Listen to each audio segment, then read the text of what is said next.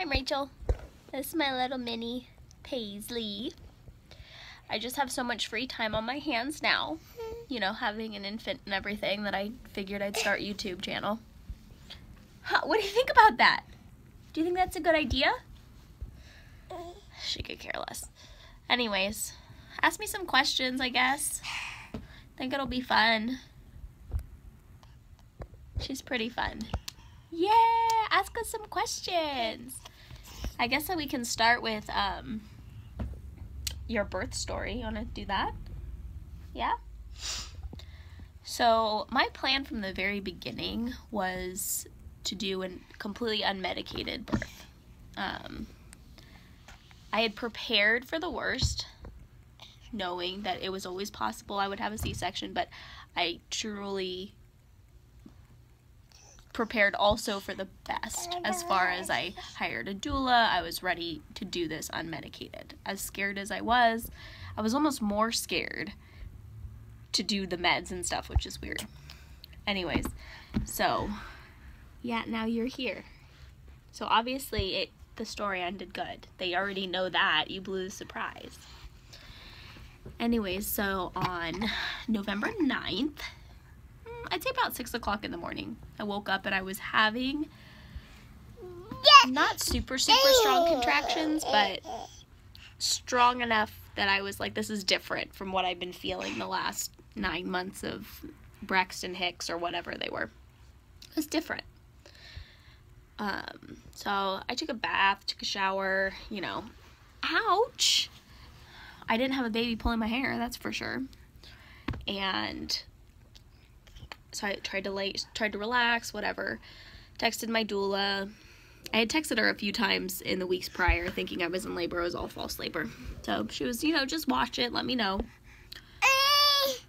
Yeah, she told me to wait, and I did. And then, probably around 9 o'clock in the afternoon, in the morning, that's not the afternoon, the morning, I'd gone to the bathroom, and I wiped, and I lost my mucus plug. And I was so excited. So excited. I literally was like, Travis, come look at the toilet paper. He was really grossed out, I think. Yeah, he was. But I was really excited. And from that point on, I started having more regular contractions. I would say probably about 6 hours later is when they started to get painful. Yes, they started to get painful. So at this point, I'm still at my house, not painful enough to go into the hospital or anything like that. Taking baths, the jacuzzi, stuff like that. And so then finally, my plan was at the 24-hour mark of being at home, had I not delivered or not needed to go to the hospital before then, that I would go to the hospital at 24 hours. So we ended up hitting 24 hours, and we drove to the hospital, which is about half a mile from my house. So we got to the hospital, they hooked me up to the machines and triage, and immediately something was not right. They, every time I would have a contraction, they couldn't find her heartbeat at all. So immediately from triage, they got me checked into a room. I mean, I was probably in triage for maybe 15 minutes, which I think is super rare. I think generally they keep you in there for a couple hours. They knew I was having the baby today, basically. So they got me in there, and they told me I could have the epidural. At that point, I was in so much pain. Just give it to me, give it to me, give it to me. For some reason, they came back on their statement of what they told me that I could have my epidural. They said, no, we need to give you something to slow your labor down, because we want to be able to give you the epidural, but we want her heart rate not to drop when we're giving you that, which made no sense to me because my due date was November 9th. Like I said, I went into labor on November 9th. Like, you're not going to pump drugs into me that I don't need, you know? And I was very adamant about not taking drugs that I didn't need at the hospital. So I didn't. A couple hours later, they finally gave me my epidural. And as soon as they laid me back down, my water broke. I thought I was peeing myself. And for any of you that are familiar with birthing and stuff like that, all of my water was full of meconium, which is the baby's first poop, which can be super, super dangerous, which meant she basically had a bowel movement in my stomach. Wasn't dangerous to me, but it was really dangerous for her because she can swallow that and get really, really sick if it's in her lungs and stuff like that. Ouch. Ouch. Okay.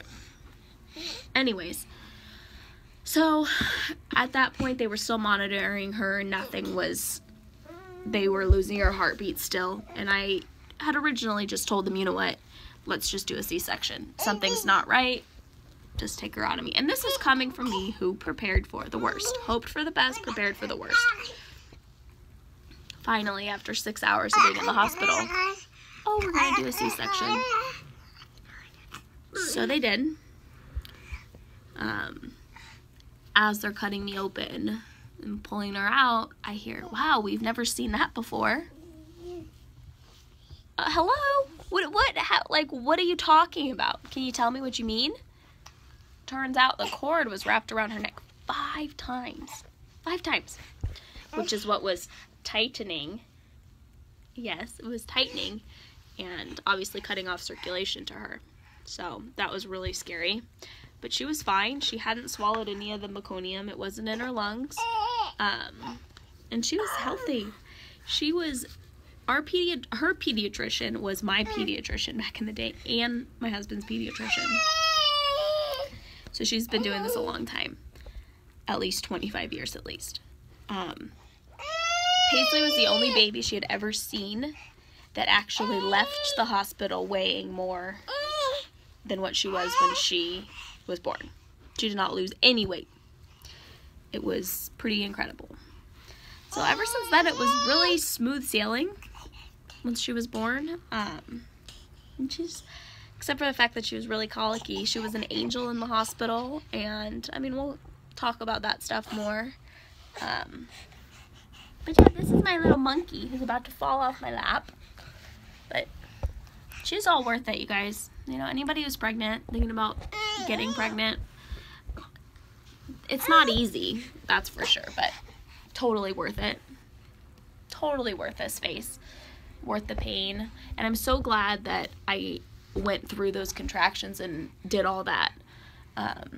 Because I really got to experience labor, and I think that next baby, whenever we decide to do that, I'd love to try for a VBAC, because I would love to have that experience of, you know, birthing a baby naturally. But, you know, the way I did it, at the end of the day, the only thing that matters is that you have a healthy baby. That's it. Nothing else matters. It doesn't matter if she came out of my nose. As long as she's breathing and happy, that is all that truly matters. Nothing makes you more of a mother. You know, it doesn't matter if she comes out of your hoo-ha or if she comes out of your stomach. Whatever. Who cares? It doesn't matter if you give them bottles. You know, it doesn't matter if you give them boobs. It doesn't matter if you give them pacifier or not. It doesn't freaking matter. It's all that matters is that they're sitting here and they're happy and they're healthy. That's it. All right? So stop being so hard on yourself. Stop being so hard on other moms and judgy. We don't need to be judgy in this world. Anyways, that's my story. Thanks if you're still sticking around and listening to it. Let me know if you have any questions. I'd love to talk and answer, and I'm going to try to get this little one calmed down a little bit. Can you say bye-bye? Bye-bye. See you later.